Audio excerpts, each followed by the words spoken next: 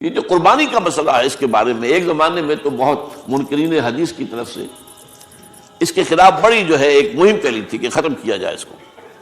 یہ خام خواہ جو ہے خرچ ہوتا ہے بہت بڑا اور ضائع ہوتا ہے گوشت. اتنے بڑے پیمانے پر گوشت ہوتا ہے، کھایا نہیں جاتا. اچھا، ایک زمانے میں فریج بھی نہیں تھے، یہ بھی نہیں کہ آپ محفوظ کر دیں، گوشت ضائع بھی ہو سکتا تھا. اور بھی چیزیں جو ہے وہ گوشت کی وہ صحیح طور سے استعمال نہیں ہوتی تھی. تو اس کے اوپر بڑا پروپیگنڈا منکرین حدیث کا رہا کہ یہ جو ہے قربانی صرف حج کے موقع پر ہے.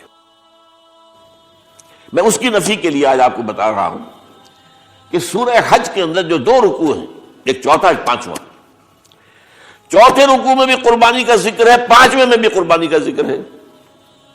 یہ ایک دم جو ہے ایک جگہ پر جو دو طرح کی قربانیوں کا ذکر ہو رہا ہے، یہ کیوں ہو رہا ہے؟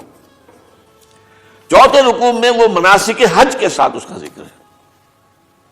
وہاں جو فرمایا گیا لِيَشْهَدُوا مَنَافِعَ لَهُمْ وَيَذْكُرُوا اسْمَ اللَّهِ عَلَىٰ مَا رَزَقَهُم مِّن بَهِيمَةِ الْأَنْعَامِ فِي أَيَّامٍ مَّعْلُومَاتٍ عَلَىٰ مَا رَزَقَهُم مِّن بَهِيمَةِ الْأَنْعَامِ فَكُلُوا مِنْهَا وَأَطْعِمُوا الْبَائِسَ الْفَقِيرَ.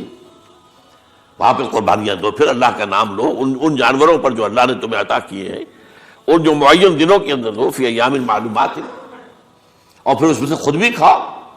اور جو ہے جو جیسے صدقہ کا گوشت ہوتا ہے وہ نہیں ہے، وہ قربانی کا گوشت ہے، اس میں سے آپ خود بھی کھائیں اور غرباء کو کھلائیں، غریبوں کو دیں، مساکین کو دیں. تو پورا حکم آ چکا ہے چوتھے رکوع کے اندر. پانچواں رکوع پورا کا پورا جو ہے وہ عید الاضحیٰ پر ہے میرے نزدیک. یہی حکمت صوم کے بارے میں ہے کہ وہاں جب ایک حکم تکرار کر کے آیا کہ پہلے فرما دیا گیا فَمَنْ كَانَ مِنْكُمْ مَرِيضًا أَوْ عَلَىٰ سَفَرٍ فَعِدَّةٌ مِّنْ أَيَّامٍ أُخَرَ، اگر بیمار ہو کوئی اور یہ یا کہ سفر پر ہو تو وہ تعداد دوسرے دنوں میں پوری کرے. پھر کیا وجہ دوبارہ آ رہا ہے؟ شہر رمضان الذی انزل فیہ القرآن ھدی للناس وبینات من الھدی والفرقان فمن شہد منکم الشہر فلیصمہ ومن کان مریضا او علی سفر فعدۃ من ایام اخر. کیوں؟ یہ تو ادبی اعتبار سے یہ کلام کا عیب شمار ہوتا ہے، تکرار بلا کسی سبب کے. نہیں، سبب کے بغیر نہیں ہے. وہاں کیا تھا؟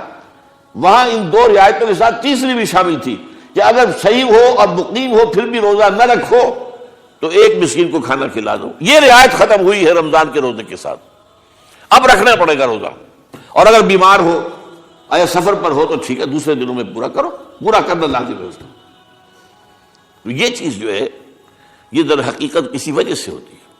بالکل یہی بات ہے سورہ حج کے چوتھے رکوع کے اندر وہ جو قربانی ہے حج کے ساتھ اس کا ذکر آ چکا. اب سنیے یہ جو آ رہا ہے، فرمایا وَلِكُلِّ أُمَّةٍ جَعَلْنَا مَنْسَكًا، ہر امت پر ہم نے ایک جو ہے قربانی کا معاملہ نازل وہ جو ہے فرض کیا ہے. میں نے چونکہ آج شروع میں کہا تھا کہ صوم اور حج میں کچھ مشابہتیں ہیں. دیکھیے صوم کا حکم بھی آیا تھا تو کس طور سے آیا تھا؟ یا ایھا الذین آمنوا کتب علیکم الصیام کما کتب علی الذین من قبلکم لعلکم تتقون. اہل ایمان تم پر روزہ رکھنا فرض کیا گیا جیسے کہ فرض کیا گیا تھا ان پر جو تم سے پہلے تھے. یہاں پر اسی حوالے سے بات ہو رہی ہے کہ اے مسلمانوں، یہ قربانی صرف تم پر فرض نہیں کی جا رہی، یہ تو ہر امت پر، ہر نبی ہر رسول کی امت. وَلِكُلِّ أُمَّةٍ جَعَلْنَا مَنْسَكًا لِيَذْكُرُوا اسْمَ اللَّهِ عَلَيْهَا، تاکہ وہ نام لیں اللہ کا، عَلَىٰ مَا رَزَقَهُم مِّن بَهِيمَةِ الْأَنْعَامِ، جو کچھ اللہ تعالیٰ نے انہیں رزق دیا ہے.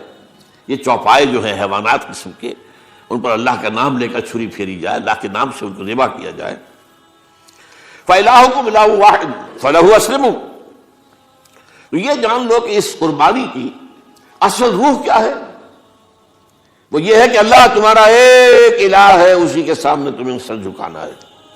یہ روح تقویٰ اگر نہیں ہوگی تو یہ قربانی بے معنی ہو جائے گی.